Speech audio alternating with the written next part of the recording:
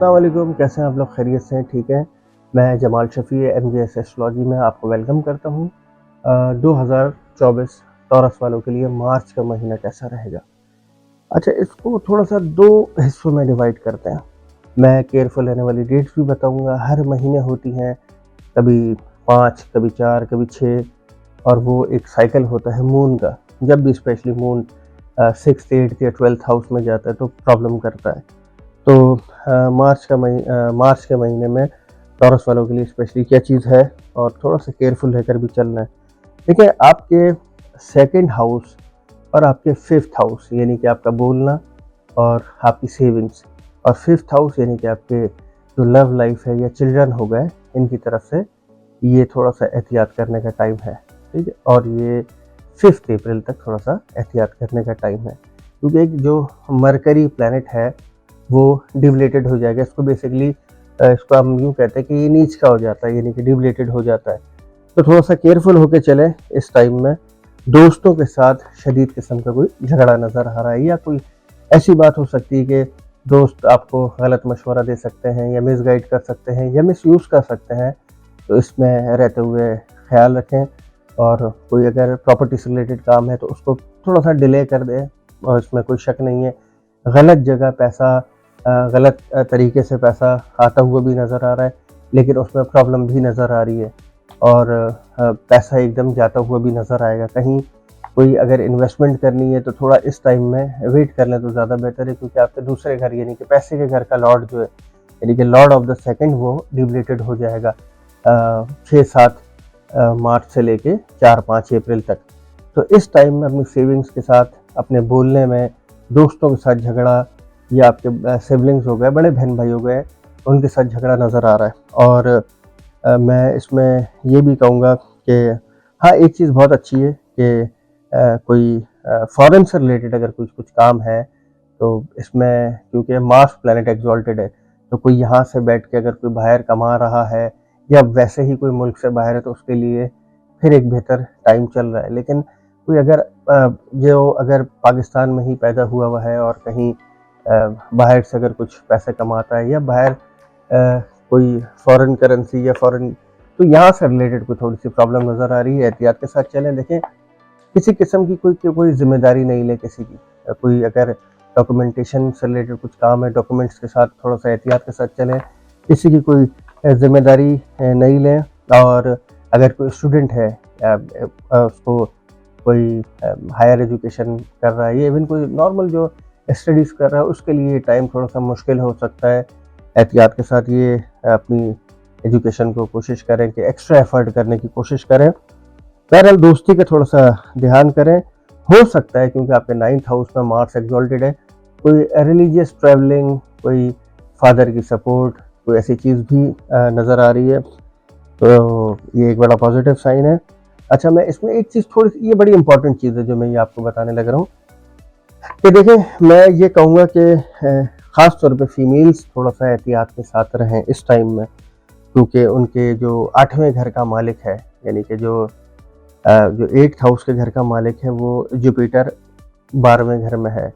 और ये कोई फीमेल्स का मैं ज़्यादा इसलिए फ़ोकस कर रहा हूँ कि जो उनके एक रिलेशनशिप है, या अगर किसी कोई मिलने के लिए कोई ऐसी चीज़ होती है तो वहाँ एहतियात के साथ थोड़ा-सा इस चीज़ को समझ कर चलें कि 5 अप्रैल तक ये चीज़ बिल्कुल इससे दूर ही रहें, क्योंकि ये 11th हाउस में मरकरी और राहु का कंजक्शन होगा और ये थोड़ा-सा दोस्तों के घर में चीट फ्रॉड करता हुआ भी नज़र आ रहा है। और आपके 8वें घर का मालिक भी 12वें घर में है, तो ये प्रॉब्लम करेगा। तो यहाँ पे रह के ये थोड़ा-सा मिसयूज़ करना, गलत गाइड करना या कोई झगड़े नज़र आ रहे हैं दोस्तों के साथ, तो इस चीज़ में एहतियात करें।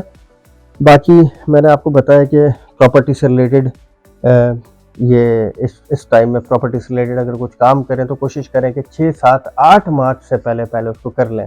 अगर 8 मार्च गुज़र जाती है तो 8 मार्च के बाद थोड़ा-सा अगर डिले आ रहा है, जो कि नज़र आ रहा है 5 अप्रैल तक, तो वो बहुत अच्छी बात है, उसमें कोई ऐसी प्रॉब्लम वाली बात नहीं है। और बच्चों की थोड़ी-सी हेल्थ प्रॉब्लम में बच्चों की थोड़ी हेल्थ का ख़्याल रख के चलें। ख़ास तौर पे अगर कोई रिलेशन में है, कोई किसी का कोई रिलेशनशिप चल रहा है, उसमें थोड़ी सी तल्ख कलामियाँ बढ़ती हुई नज़र आ रही हैं, सेविंग्स आपकी जाती हुई नज़र आ रही है। आपके सेकंड हाउस स्पीच, ज़बान बोलना, तो थोड़ा-सा आपकी ज़बान की वजह से फैमिली के साथ और आपके रिलेशनशिप में भी कुछ कुछ डिस्प्यूट, कुछ झगड़े, कोई लड़ाई, तो ऐसी चीज़ें नज़र आ रही हैं। मैंने ये नहीं कह रहा कि सिर्फ सेविंग्स का ख्याल रखें, अपने बोलने का भी थोड़ा-सा ख्याल रखें। बाकी देखिए, अगर जो केयरफुल रहने वाली डेट है, मैंने कहा है कि 7, 8, 9 और 23, 24, 25, 26, ये 6-7 दिन अगर आप थोड़ा-सा एहतियात कर लेंगे तो यकीन करें ये पूरा महीना कुछ ज़्यादा प्रॉब्लम नहीं करेगा।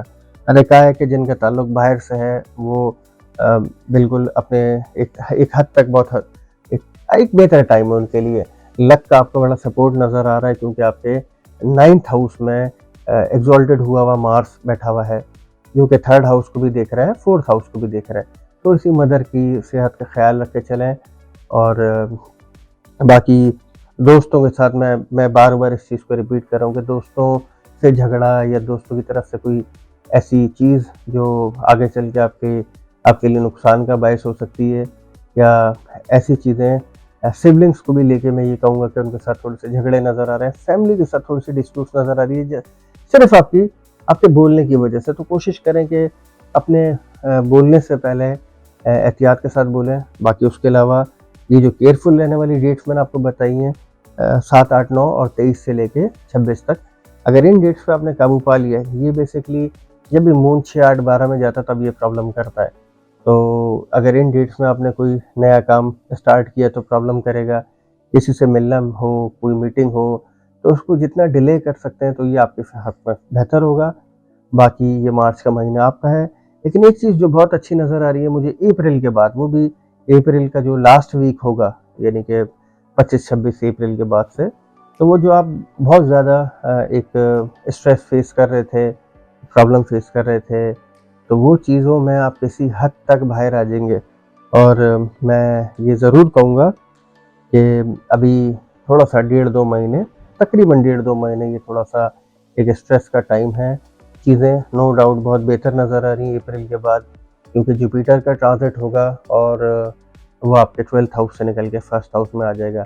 वो मैं जब अप्रैल को लेके डिस्कस करूँगा तो मैं उसमें उन सारी चीज़ों को कवर करूँगा। बहरहाल अगेन मैंने फीमेल्स को कहा है कि थोड़ा एहतियात के साथ चलें, कहीं रिलेशनशिप हो तो एहतियात के साथ चलें, कोई कोई मिलने के लिए या कोई ऐसी चीज़ न अगर होती है तो एहतियात करें, उसको अवॉइड ही करें इस टाइम को। और उसके अलावा दोस्तों से, सिबलिंग्स के साथ कोई ऐसा झगड़ा ना हो, इस चीज़ का एहतियात करें। अपनी सेहत, अपनी मदर की सेहत, आपकी सेहत तो फिर भी बहुत बहुत बेहतर चल रही है क्योंकि आपके छठे घर का मालिक एक्सॉल्टेड हुआ हुआ है। नहीं, आपके सेहत से रिलेटेड कोई प्रॉब्लम नहीं है। आपकी मदर की सेहत को लेके मैं ये ज़रूर कहूँगा कि क्योंकि 8वीं नज़र मंगल की 8th हाउस 9th हाउस से बैठ के चौथे घर पे पड़ रही है। तो और चौथे घर का मालिक भी सैटर्न के साथ है, तो स्पेशली 13-14 मार्च तक मदर की हेल्थ को लेके केयरफुल होकर चलें। लेकिन 15-16 मार्च के बाद चीज़ें नो डाउट कुछ हद तक बेहतरी की तरफ जाती हुई नज़र आ रही हैं। तो ये था टॉरस वालों आपके लिए मार्च का महीना। बाकी अपना बहुत ख्याल रखिएगा। इंशाल्लाह अगली वीडियो में मुलाकात होती है, आपसे बात करूँगा जुपिटर के ट्रांज़िट के बाद। और अपना बहुत ख्याल रखिएगा। चैनल को लाइक करें, सब्सक्राइब करें, दोस्तों में ज़रूर शेयर करें। अपना ख्याल रखिएगा। अल्लाह हाफ़िज़।